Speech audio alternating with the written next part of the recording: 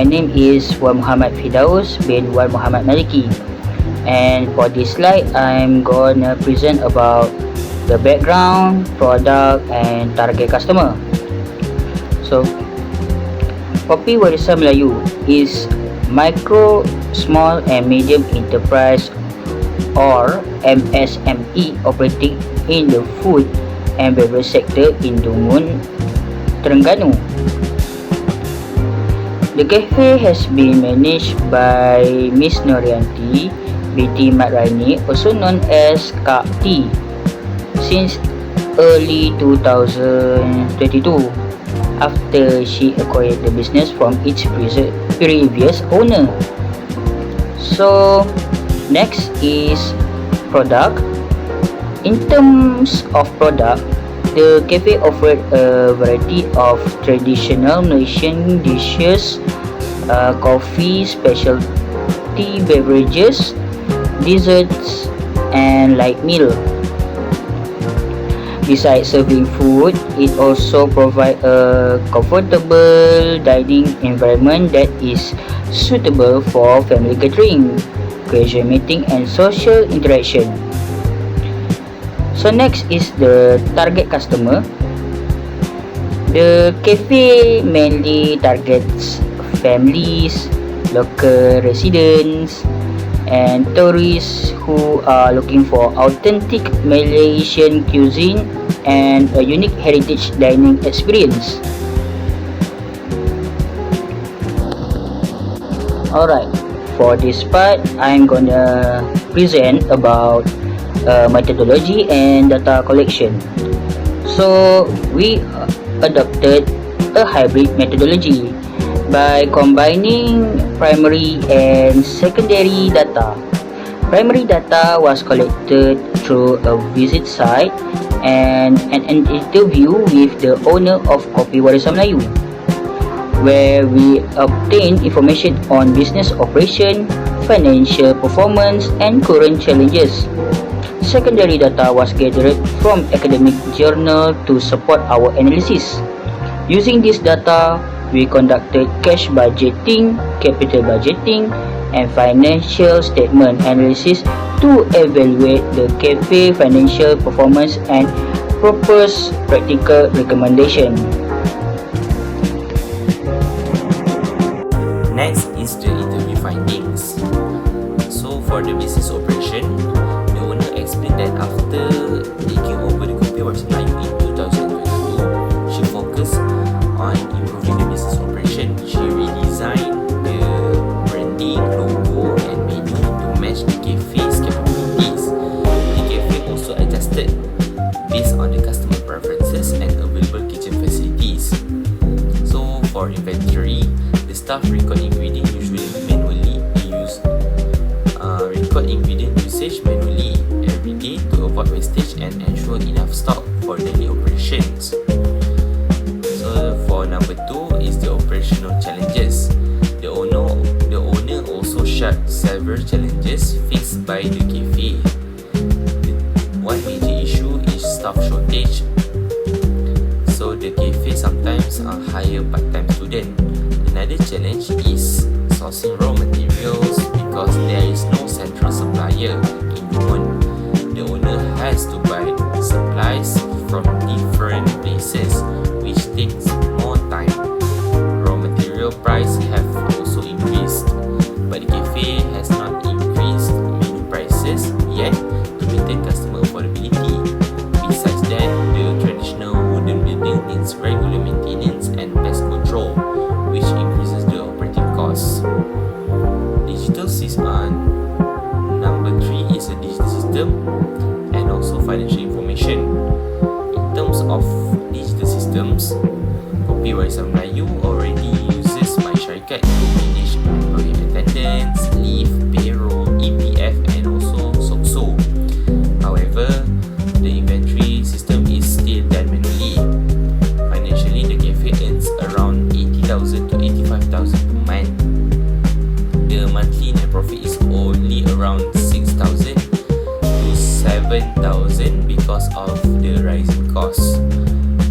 The owner also mentioned that the sales are usually higher after Hari Raya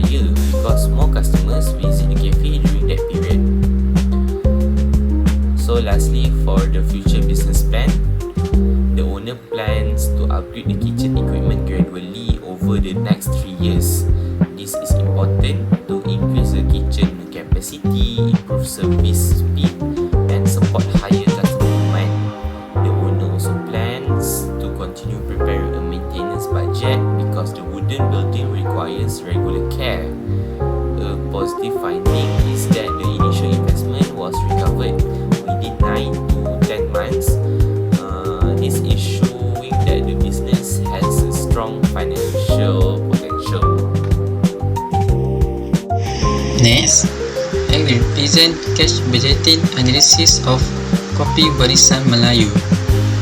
The business starts with an opening cash balance of 15,000 ringgit and receive 82,500 ringgit in monthly sales revenue, that resulting in 97,500 ringgit of total cash available. After paying 74,000 in operating expenses, the cafe maintains a positive closing cash balance of 23,500 ringgit. This indicates that the business has sufficient liquidity to support its daily operations.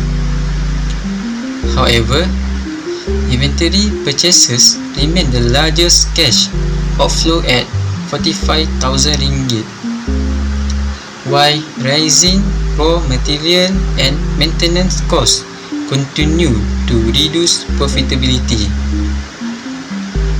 Therefore, we recommended preparing a formal monthly cash budget to forecast future cash inflow and outflow, and then implementing a digital inventory management system to reduce unnecessary stock purchases and food waste. Lastly, create a maintenance reserve fund to improve long-term cash flow management. My name is Nur binti Negama Basha. Moving on, we will look into the capital budgeting analysis for our interview, Kopi Warisan Melayu. As you can see on the slide, the proposed investment we are evaluating is a commercial kitchen equipment upgrade, which includes transitioning to a dual commercial stove and energy efficient chiller system. So the initial capital required is 15,000 over a useful life of 3 years, and using a standard 10% required rate of return, we estimate this upgrade will generate an annual net cash inflow for 6,500. Next, if we look closely at the bar chart, we have mapped out the present value of this inflow by discounting the cash flow for years 1, 2 and 3. We arrive at a total present value of 16,159 ringgit. When we subtract our initial capital of 15,000, it gives Kopi Warisan Melayu a positive net present value of 1,159 ringgit, meaning the project is financially viable. Now looking at the capital recovery timeline, our payback period calculation comes out to 2.31 years, which is about 2 years and 4 months. Although the payback period is longer than the owner's original payback, it is still within the equipment life. This ensures the final 8 months of the asset's lifespan will yield pure economic amount for the shop. Strategically, the upgrade improves capacity and reduce pressure during a peak demand.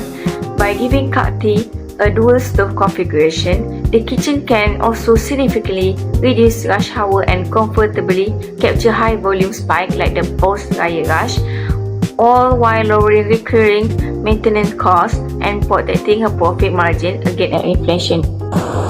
Next is the financial statement analysis of Kopi Warisan Melayu. The cafe generates a stable monthly revenue of around 80,000 ringgit to 85,000 ringgit, but its net profit has decreased by 23.5% from 8,500 to 6,500 ringgit. This decline is mainly caused by rising raw material costs, manual inventory management, and high maintenance costs for the wooden building. The current net profit margin is 7.88%, meaning the business earn about 7.88 cent for every 1 ringgit of sales. Although facing this challenge, the business remained financially stable, with the owner recovering the initial investment within 9 to 10 months. Based on the analysis, it is recommended to implement a digital inventory system, improve cash flow planning, review the pricing strategy, strengthen off-peak marketing, and upgrade kitchen equipment to improve profitability and long-term business growth. For the conclusion, Kopi Warsa Melayu has a strong business foundation because it generates stable monthly revenue and has successfully recovered its initial investment. Its profit is affected by rising raw material costs, manually inventory management, and high maintenance expenses. To improve performance, the cafe should implement a digital inventory system, preparing the better cash flow planning, review its pricing strategy, upgrade kitchen equipment, and strengthen marketing during off-peak periods. These improvements can help the business increase profitability, improve efficiency, and achieve a long-term sustainability. That's all from me. Thank you.